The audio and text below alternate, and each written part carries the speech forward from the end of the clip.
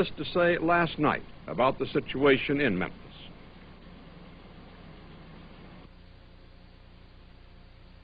If I lived in China or even Russia or any totalitarian country, maybe I could understand some of these illegal injunctions.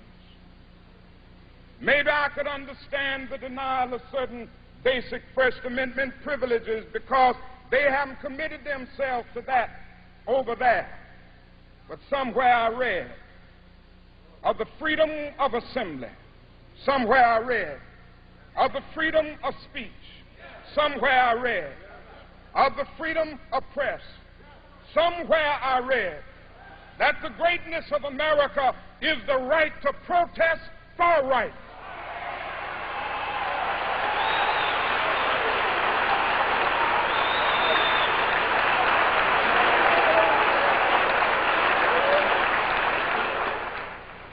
And so just as I say we aren't going to let any dogs or water hoses turn us around, we aren't going to let any injunction turn us around. There was shock in Harlem tonight when word of Dr. King's murder reached the nation's largest Negro community. Men, women, and children poured into the streets. They appeared dazed. Many were crying. A young Negro said Dr. King didn't really have to go back to Memphis. Maybe he wanted to prove something. Well, maybe he did. Dr. King, the winner of the Nobel Peace Prize, a leading exponent of nonviolence, had often risked danger, and he often said he would be willing to die for his cause. The only way we can really achieve freedom is to somehow conquer the fear of death. But if a man has not discovered something that he will die for, he isn't fit to live.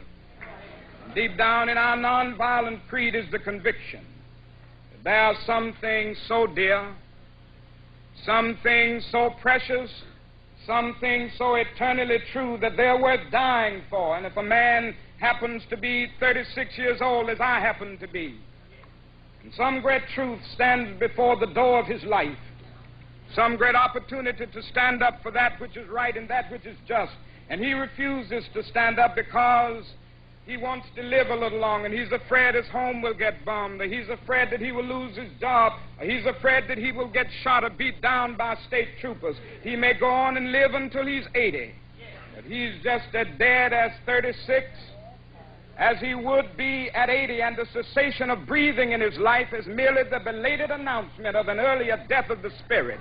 He died.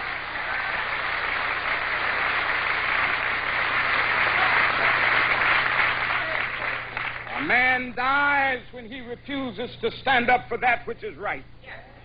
A man dies when he refuses to stand up for justice. A man dies when he refuses to take a stand for that which is true. So we're going to stand up right here amid horses. We're going to stand up right here in Alabama amid billy clubs. We're going to stand up right here in Alabama amid police dogs if they have them. We're going to stand up amid tear gas. We're going to stand up amid anything that they can muster up, letting the world know that we are determined to be free.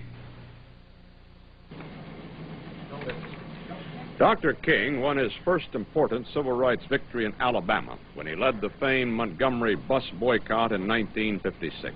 His campaign led to integrated seating on city buses in the deep South City, and that, possibly more than any other feat, added new fuel to the surging civil rights movement in the 1950s and beyond.